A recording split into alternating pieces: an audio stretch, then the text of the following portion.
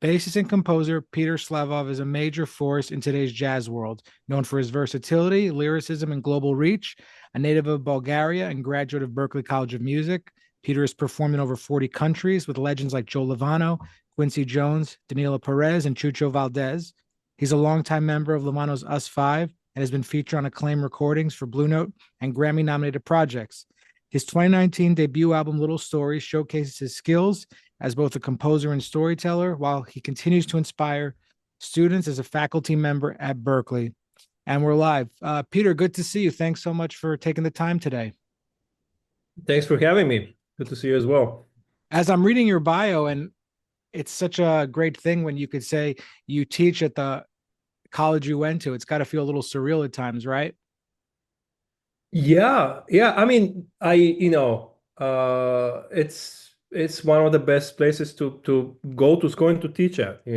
It's very special to me. It was the reason I came here because I've been here for 25 years, and back when I was, an aspiring bassist in Bulgaria in the 90s. When I was very young, Berkeley was probably the only school outside of the only school that we knew of outside of the US that taught jazz and contemporary music. And I think it's still one of the most, revered. Obviously, having been here, I'm aware of other schools, but yeah, Berkeley is still pretty a pretty good place, and It's they still support a lot of international students. Like they gave me a really good scholarship. Otherwise, I wouldn't have been able to make it. so you had your So mindset yeah. on going there when from the beginning that that's where you were going to study. When did you know that music was going to be your career? Because obviously, if you have to travel across the world to go to school, it's a huge commitment. So when did it happen for you where you knew sort of that aha moment with jazz? I mean, I discovered jazz pretty late, but I was maybe 19 or 20. I Mhm. didn't play jazz before that. But I knew I wanted to be a musician from a very early age because my dad was a musician. My dad was a really good musician and pretty well known. So I kind of grew up you know, around music at rehearsals, at concerts, and it looked very cool to me. So obviously, and then my parents had me like any good, kid. I wasn't a good kid, but my parents had me like take piano lessons when I started at maybe I was 6 or 7, and I showed promise. So, one thing led to another. Then I wasn't very serious about the piano, but I was trying to get into this high school for classical music just because it was a really cool high school to be at. And so my dad had the idea, you know what, the piano is not going great. Why don't you try switching to bass? You know?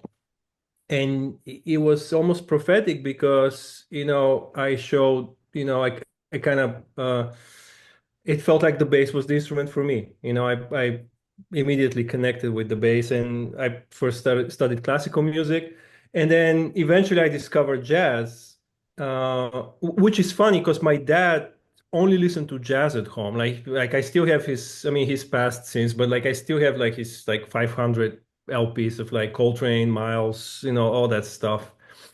And I never, obviously as a kid, you try to be like, rebellious and listen, I listened to like Rage Against the Machine or whatever was, like Soundgarden, whatever was cool at the time. Uh, and I was like, wow, jazz is lame. And then I suddenly discovered like something clicked, and I was like, wait a minute, there's a lot there. And so yeah, um, and eventually I felt like, I started playing gigs, and I felt like I needed to kind of go to the next level. At the time, Bulgaria was economically really not a great place, or actually in any way, it wasn't a great place at the time. So it was really hard, but somehow my parents managed to like, you know, help me, and I sent a tape. Actually, at the time, I sent a cassette tape in Oh, like this was 90. actually cassettes, not CDs. Yes, yeah, I sent a cassette in 98 or 97 or 98.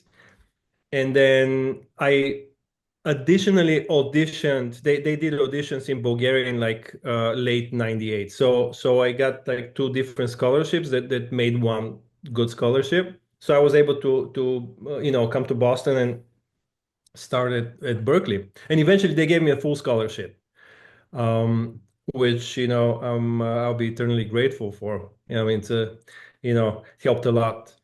Um, but yeah, it was hard, but also like a great experience to, you know, go. I mean, I wanted to come to America because jazz is an American art form, right? Like, why study anywhere else if you can like, you know, be here and study with, and even like see the masters in action, you know, like go to a concert. I mean, that's something I missed back home. I mean, now there's festivals and stuff. People can see actual like great musicians, but back in those days, there were very few. Like I think in the 90s, we saw maybe I saw Chick Corea, the Yellow Jackets, like very few acts, great acts, but very few, you know. Yeah, I feel like in the last 10 years or so, jazz has just become so much more mainstream among young people who get into music and then they start hearing more of the modern stuff that they're Yeah. exposed to maybe first. And I think it just becomes so much more popular to musicians who are just learning music in general. Yeah, definitely, definitely. So, Uh, as far as I'd like to talk to you a little bit about, some behind the scenes stuff because there's such a mystery about the life a jazz musician lives. What's something about your day to day as a working musician that you think people would be surprised to know if you told them? well, I'm not sure, but you know, I always try to practice every day, and I try to, you know, I'm obsessed with finding like weaknesses in my playing. But that's actually pretty easy, you know how you record yourself, you listen to yourself, you're like, oh, this sucks, you know. Oh But yeah, I mean it's all I know the feeling. yeah, but that gives you an idea of what you need to work on. So I have a list of stuff that I need to work on, and I try to get to it every day. Of course, being a grown up, you know, sometimes it's really hard, but that's one thing. And the other thing is, you know, this is kind of funny. I mean, obviously, I have other interests outside of music, but music pretty much takes like a big chunk of my time because it's a great profession in that, you know, you can do it professionally and still it's like a hobby. There's an element of like, you know, oh, you're obsessed with it. You check out new music, you know. Yeah, you So just like doing it. Like it's just you just enjoy it. yeah, I I was still talking to my wife like 2 nights ago. I'm like, I'm like, I just like put them like if I quit playing music, I would be so sad. I know, yeah. Like it will be like I don't know. It's like an addiction, you know. If you quit it, then you're gonna miss it, you know. It's yeah. But it's a good addiction. Like it doesn't, you know. Oh yeah, totally. I mean, it's not like Hopefully. you're not hurting yourself or anything. No, Uh unless you practice wrong, then you maybe you're hurting yourself, right? yeah, yeah. Um so as far as you said that you're always trying to discover, weaknesses in your playing and that's like you're being so honest with yourself about that because sometimes people like draw from their strengths and they're only going to do one thing, but when you talk about you're being honest with yourself when you say I'm going to look for my weaknesses and that takes a certain type of person to do that. But when it comes to like actually playing the music, it made me start to think about because you always hear people say like, oh, they're an honest player. What does playing honestly mean to you? Does it mean playing what you hear, like being in the moment? Like if I ask you, what does playing honestly mean? I think it has to do more with like your approach to music in general than like a certain tune or like the way you improvise. I think ideally a musician's main goal should be a musical one, like not, yes, we want to make money, we want to make a living, we want to impress people. I mean, that comes with the territory, right? You perform on stage, at least a part of you is an egomaniac, right? Yeah, exactly. I mean, you literally expect for other people to like sit down and listen to you play, right? But but I feel that like your intent and your main goal should always be making good music. That to me, that's being honest, you know? Not again, I mean, if one of those other elements like trying to impress people or trying to really only thinking about how much money you're going to make, if that takes over, then you're not that honest. Yeah, that's such a great answer. But you're right, is that some part of us we liked that feeling of performing when we the first time we did it, we got attention. And I mean, there is that part of us that's probably always there. We liked it on some level. And if we speak honestly about it, I mean, it's not a bad thing. It's just I think it's humanizing. No, it's part of our job. Yeah. It's part of our job. Because if we there's always this, and historically there's been always this like um conflict between like the pure artistry and the reaction of the audience. Hmm. Remember like studying in classical music history, there was this like like how in the 19th century in Germany there were like two camps. There was the Brahms and the Wagner camp, and Wagner was like completely self-indulgent and he didn't care about what the people thought, and Brahms was like, no, the audience is a big part of what we do.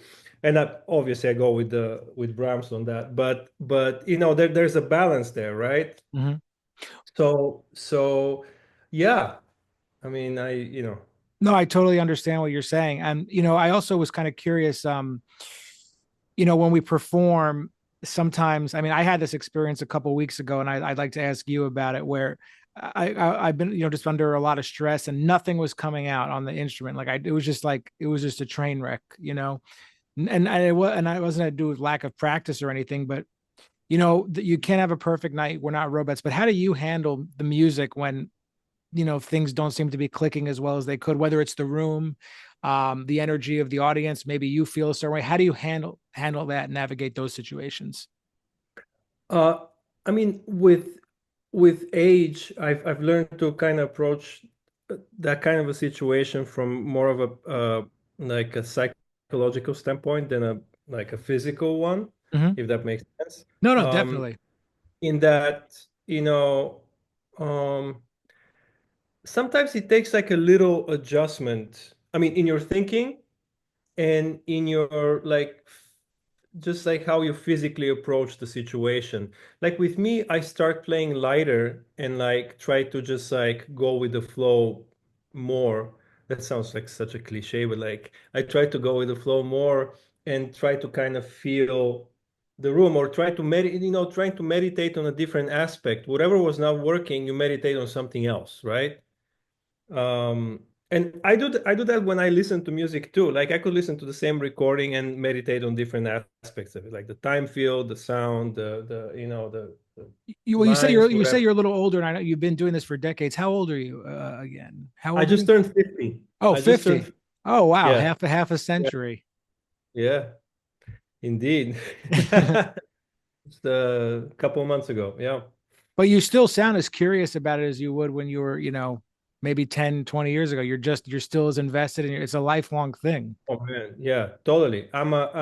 First and foremost, I'm a big fan of music, you know? Like if I wasn't doing music, I would be listening to as much music as I listen to now. And I always had this fear that like, because I remember talking to older musicians, and some older musicians are like, you know what? I just don't have the nerves to listen to music anymore. Maybe once in a while.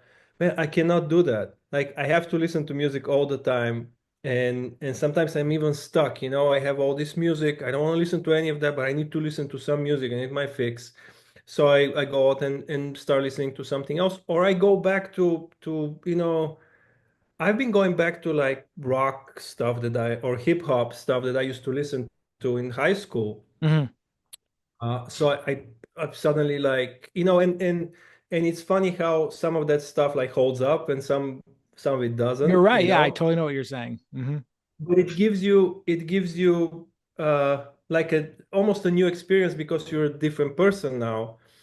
And to my surprise, a lot of the stuff that I used to listen to actually is really badass. Yeah. It's not jazz, it doesn't have the harmonic sophistication or whatever. But if you meditate on certain aspects of it, it's really great. It's really great stuff. That Is it there? doesn't need to be complicated. Yeah, absolutely. Is there are when you think about that, are there any songs or albums that you maybe wish you played on? Just not for credit, but just because you love them that much. Like, what comes to mind?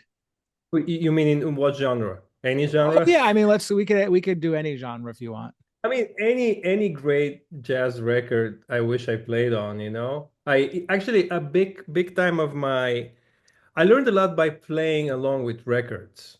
I mean, the bass kind of gives you that option. You can play along with records, especially older recordings where like the bass is very low in the mix. You can definitely like. But actually, no, it turned out that it's a great exercise because you can, all these, especially older drummers, like each drummer is like its own rhythmic like galaxy, like on rhythmic planet or whatever. Like playing with Elvin, along with Elvin is one thing. Playing along with Tony Williams is a different thing. So I've started like telling my students to actually try to do that and try to even record themselves and see how if they can really make it work and make it swing. And but yeah, I wish I was on.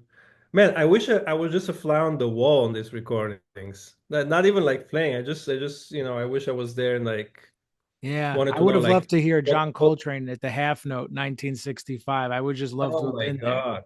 I can't even Yeah. imagine it. Well, people say it was like a religious experience, right? Probably. Um, yeah. So yeah, I mean I wish I knew what Coltrane said to the band when they're recording the record Crescent. Ooh. Hmm. I wish I knew what the charts looked like, if there were charts. Yeah, all of that. All of that. Yeah. Um, and you've done so much playing, and when I read in your bio, over 40 countries. That's amazing.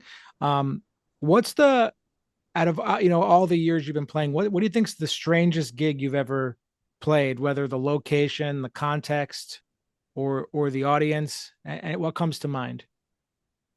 Well, I mean, usually the stranger gigs are like some of the smaller gigs, early on,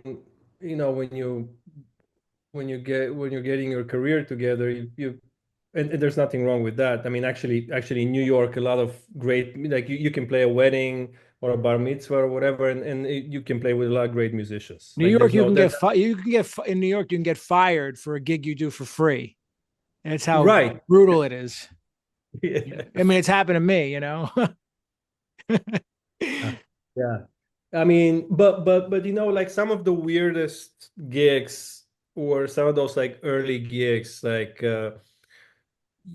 an over-the-top wedding where like they have a Marilyn Monroe impersonator with a pet crocodile on a leash or something. Like I mean, I've seen stuff like that.